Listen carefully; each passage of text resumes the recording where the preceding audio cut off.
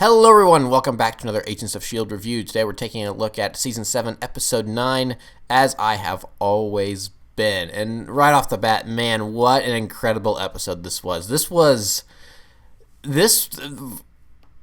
really, this may be the best episode of the season. I think this episode was just spectacular in every way, shape, or form. It had just a little bit of everything. It had drama, it had suspense, it had humor, it had heartbreak. I mean, basically anything and everything you could want out of an episode of Agents of S.H.I.E.L.D., you had it here, and it was just a really, really, really good episode overall. So, basic premise is that we're doing Groundhog Day. The Zephyr is stuck in a time storm, which means that they are looping. They are stuck in a time loop, but only Coulson and Daisy can figure out that they're stuck in a time loop. Every time the loop starts over again and it resets, everyone forgets that they're in a time loop, except for Daisy and Coulson. We never really get an explanation about why they realize. It's kind of yada yada'd over about with the fact that they're both in these futuristic tube thingies, and that's why they remember. Except for when Daisy dies, which is it's one of those things like, oh my gosh, she died, she's dead, and then back to life. It's like now everyone can kind of feel how Coulson feels sometimes with his constant dying and coming back to life. It started off very interesting because you have this short little 4 or 5 minute thing, and then it starts over. We had the title sequence, and then everything plays out exactly the same, except Daisy's now getting wise, and it's like, hold on a second, that's happened before, and then it's like, oh, we're stuck in a time storm, and then we got the title sequence again, which was hilarious. I love that they played into it so much that we got the title sequence again. I sort of kind of wished that they had taken it one step farther, and they had kept doing the title sequence over and over and over and over and over and over all the way through to the very, very end. But that would have gotten a little bit old. It probably would have ruined the pacing. But for the joke, I was like, yeah, I kind of would have liked them to do that. But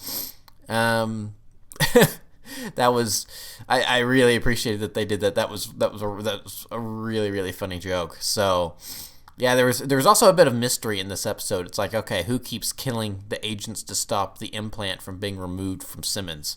Who is it? I wouldn't say it was totally predictable, but I saw it coming, and it's like, oh, it's going to be Enoch. He could have some sort of hidden programming or something. But I did kind of have my suspicions. Is like, they raised the idea of someone having been a Chronicom replacement at some point. I'm like, I don't know. And then the fact that Yo-Yo was stuck in the Quinjet for the entire episode, that was another. Well, maybe it could be her because because when you think she's stuck in the Quinjet, she's actually running around doing her Yo-Yo stuff. But no, it wasn't. It was Enoch. He had hidden programming. This turned out to be quite the episode for Enoch. I've always liked Enoch. He's been a fun character. I think he's a character that they didn't originally think would have as much legs as he did, because he was in the first half of season 5, and then they killed him off. And I think they kind of thought that maybe that was going to be it, because they were very clear that they didn't think that they were going to get past season 5. They thought that was going to be it, and then here we are in season 7. So then that thing at the end of season 5 was like, oh, we're going to go looking for Fitz. That was going to be the agents are going to continue to have adventures together. It's just not that we're just not going to be able to see him. And then lo and behold, we ended up getting to see it. So then they had to bring Enoch back because of time travel shenanigans, because the Enoch that was on the spaceship with Fitz would not have been destroyed in the future because the timeline was altered and all that stuff. So I think that's a character that they've gotten a lot more material out of than they thought. It never really felt like that they couldn't figure out something to do with him.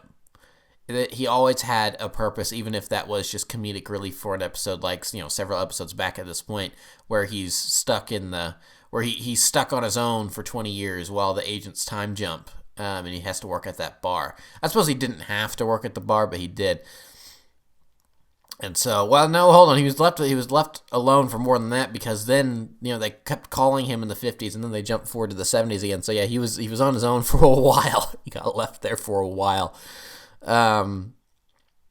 So yeah, he was comedic relief in that episode, and then he kind of came and saved the day in the next episode when they got to the 70s. So Enoch's always had a purpose. Which is good for for a character where it's just like, we don't really know what to do with him. But the creative team does a very good job at seeing what characters they have and being able to do something with them. It's like, okay, we have this player on the board. What can we do with them? They've always been very good about that. And Enoch has been no exception. Sad to see him go, though. That was upsetting. I got a little misty-eyed. I didn't shed any tears, but I got a little misty-eyed because of the way that played out. Which is interesting because, for the back half of this episode, he was sort of kind of the antagonist, because they realized that he has this secret program that even he wasn't really aware about. Because, he attacks them, and then Daisy pushes him back with her quake powers. And then he looks at him and just goes, "Oh dear." Yeah.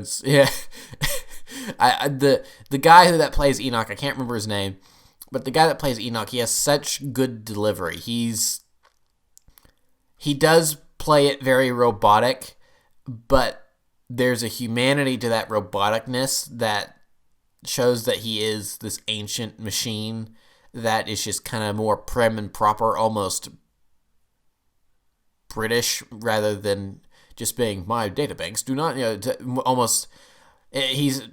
Honestly, he seems to have more humanity than, like, say, a Vulcan from Star Trek, depending on what incarnation or, which different character we're looking at. Because I'm not a really big Star Trek fan, but my dad's been going through and watching a bunch of Star Trek recently, so I've just been walking by, and so then I see that a lot. So it seems like, they tend to be very robotic for something made of flesh and blood. Enoch seems to have more personality than them on occasion, which is interesting. So yeah, it was sad to see him. It's sad to see him go, but if he had to go, at least it was a noble sacrifice and it wasn't some sort of senseless death thing.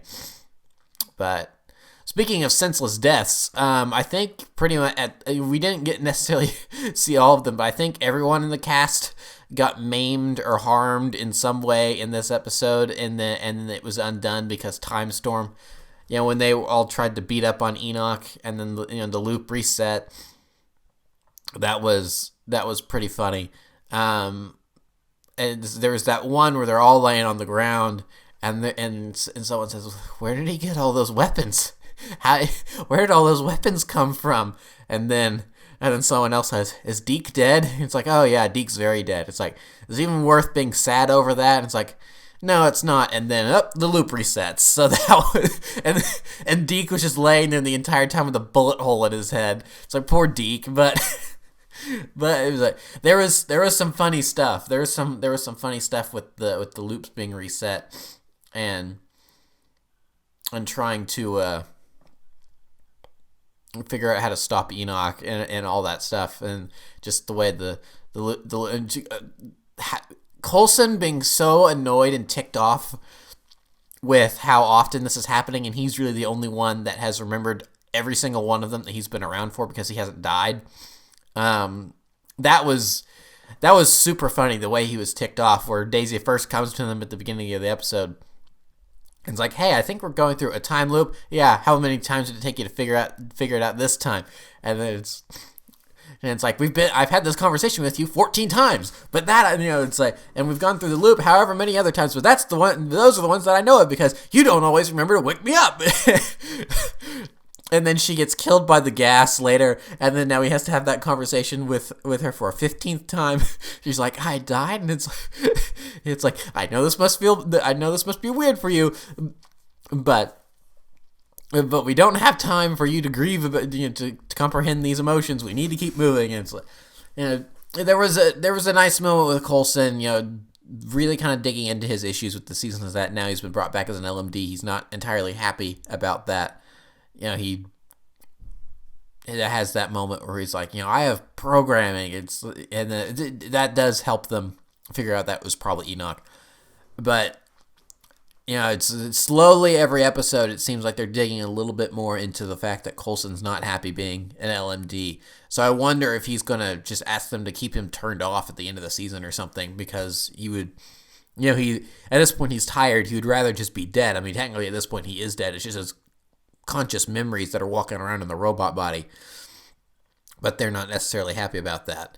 So yeah, it's going to be interesting to see what Coulson decides at the end of the season, if it's going to be if he comes to terms with it, or if he's just like, turn me off and keep me off. I've fulfilled my purpose. If you ever need me, then turn me back on, but until then, keep me off, something like that. And who knows, maybe that'll be their out, and that's how we get Coulson back in the MCU. Is in some movie, or they stumble across a S.H.I.E.L.D. base and Coulson's turned off and they turn him on and back on. That's how we get Coulson back in the MCU proper. I don't know. So, yeah. Oh, yeah, so I was about to say, I think I've run out of things to talk about. No, there is one more thing I want to talk about. Daisy and Sousa. Okay, I'm not buying it. I'm sorry, guys. I'm creative team. I'm sorry. I'm not buying it.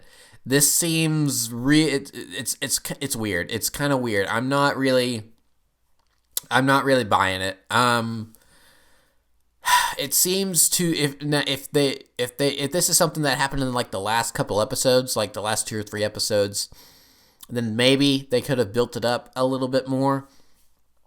But as is, I don't know. It seems kind of sudden for it to be like, oh yeah, Daisy and Sousa, they're a thing now. It's like, okay, it seems just a little fast. It seems a little fast. I mean, Daisy's stuck in however many time loops, so her perception of time is different than Sousa's. So so with how many they could have been looping for like a year or something like that, for how many loops they've gone through. We don't know how far back they started from the time storm, and then they got closer and closer and closer. So who knows how many, how long Daisy was really kind of quote unquote conscious of everything that was going on, so to speak. So her perception of time is maybe a little different from Sousa's. So she would have had time to catch those feelings back at him. But I don't know. It just didn't come across that way. I'm not buying it. I guess it's gonna be one of those things. Like, are they going to expand on this going forward, or is this just going to be, yep, they're a thing now, and that's all we're going to say about that? It's like, okay, whatever.